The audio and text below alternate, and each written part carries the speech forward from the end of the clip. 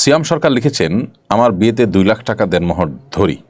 বিয়েতে মেয়ের অভিভাবক বলেন মেয়েকে হাতের কানের গলা স্বর্ণের গহনা দিতে হবে। মেয়ের জন্য গহনা বাবদ মজুরি সহ 1 লাখ টাকা খরচ হয়েছিল। এখন আমার দেনমোহর কি বাকি 1 লাখ দিলেই হবে নাকি 2 লাখ টাকাই দিতে হবে? 2 লাখ টাকা যে দেনমোহর ধার্য করেছেন সেখান থেকে মেয়ের বাবা বা অভিভাবক যে গহনা দিতে বলেছেন, এই গহনাটা মোহরের অন্তর্ভুক্ত নাকি মোহর 2 লাখের পাশাপাশি এটা আপনাকে দিতে হবে? যদি এরকম বলে থাকে যে মোহরের 2 লাখ টাকার পাশাপাশি এটা দিতে হবে, তাহলে আপনার মোহর 2 লাখ শুধু নয়, 2 লাখ প্লাস 1 লাখের গহনা, 3 লাখ মোট। এখন মেয়ের বাবা কি বলেছেন, কি মিন করেছেন, সেটা এখানে গুরুত্বপূর্ণ।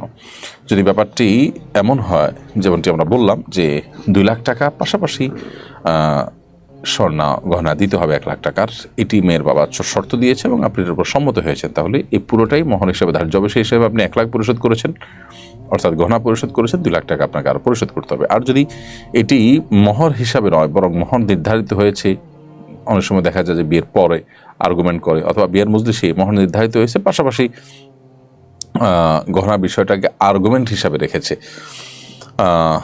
অর্থাৎ জাস্ট দাবি, এটা মোহর হিসাবে না, তাহলে সেক্ষেত্রে এটা পূরণ করা আপনার জন্য আবশ্যক না, যদি আপনি তার এই শর্ত, এটাকে শর্ত হিসাবে না নেন। এখানে অবশ্য দরকার ছিল বিয়ের মজলিসে যদি আলোচনা হয়ে থাকে সেখানে চূড়ান্ত করা যে তাহলে এটা মোহরের মধ্যে আমরা ধরব। তারা যদি তাদের সম্মত হতো তাহলে ঠিক আছে, এটা 1 লাখ মোহর গেল, আরও 1 লাখ আপনি তাকে দিবেন, ব্যাপারটা এমন দাঁড়াতো। কিন্তু যদি এরকম কিছু আপনি চূড়ান্ত না করে থাকেন তাহলে বিষয়টা একটু জটিল। এটাকে আপনি মোহর থেকে কেটে দিতে চাইলেই সেটা কেটে দেওয়া সহজ নয়। হ্যাঁ, সেক্ষেত্রে মেয়ের বাবা যদি সম্মত থাকে যে হ্যাঁ এটাকে মোহর থেকে কাটলেন, তাহলে তার কোনো সমস্যা নেই। রোজা আপনি লিখেছেন, আমার বয়স 20, জন্মগতভাবে আমার হাতে একটা আঙ্গুল অতিরিক্ত থাকে, আমার বিয়ে হচ্ছে না, আমি কি হাতে সার্জারি করতে পারি? এতে কি গুনাহ হবে? একটি আঙ্গুল অতিরিক্ত থাকলে সেটা এক ধরনের রোগই বলা যায়, সৃষ্টিগত ত্রুটি বলতে পারেন আপনার শরীরে। সো এটি যদি অপারেশন করে ফেলে দেওয়ার উদ্যোগ নেওয়া হয় সেটা অবশ্যই জায়েজ হবে, এটা নাজায়েজ কোনো কাজ হবে না। কারণ সৃষ্টিগত কোনো ত্রুটি বা এটা অস্বাভাবিকত্ব, এটাকে দূর করার জন্য ট্রিটমেন্ট করা এটা স্বাভাবিকত্বই হবে। যেই পরিবর্তন সৃষ্টিতে করা যায় না, আল্লাহ সুবহানাহু ওয়া তাআলা যে বলেছেন লা তাগয়িরা লা তাবদীলা লিখালকিল্লাহ, আল্লাহ সৃষ্টিতে কোনো পরিবর্তন করা যায় না বা করা যাবে না, সেটা হলো স্বাভাবিকত্বকে অস্বাভাবিকত্বে নিয়ে আসা। কিন্তু অস্বাভাবিকত্বকে অপারেশনের মাধ্যমে স্বাভাবিকত্বে নিয়ে আসা এটা মোটেও দোষের বিষয় নয়, বিধায় এটি আপনার জন্য জায়েজ হবে ইনশাআল্লাহ তাআলা। অনেক জায়গায় হিন্দুদের মূর্তি ভাঙার খবর শোনা যাচ্ছে, যারা এসব করছে তাদের পরে শরীয়তের বিধান কি? হিন্দুদের মূর্তি ভাঙার যে সমস্ত সংবাদ শোনা যায় আমাদের দেশে, দুর্ভাগ্যজনকভাবে নিউজগুলো পর্যালোচনা করলে আমরা দেখতে পাই যে সেগুলো বেশিরভাগই দেখা যায় যে হিন্দুদের দ্বারাই, হিন্দু যুবকদের দ্বারাই ঘটেছে। সেটি তাদের নিজেদের মধ্যকার কোনো কোন্দলের কারণে কখনো যেমন হতে পারে, তেমনি উদরপিণ্ডি বুদুর ঘাড়ে চাপানোর যে কাজ সেই জায়গা থেকে হতে পারে, রাজনৈতিক উদ্দেশ্যে হতে পারে। এই বিষয়গুলো সংশ্লিষ্ট মহল, সরকারের সংশ্লিষ্ট কর্তৃপক্ষ তারা খতিয়ে দেখবে, এটা তাদের কাজ।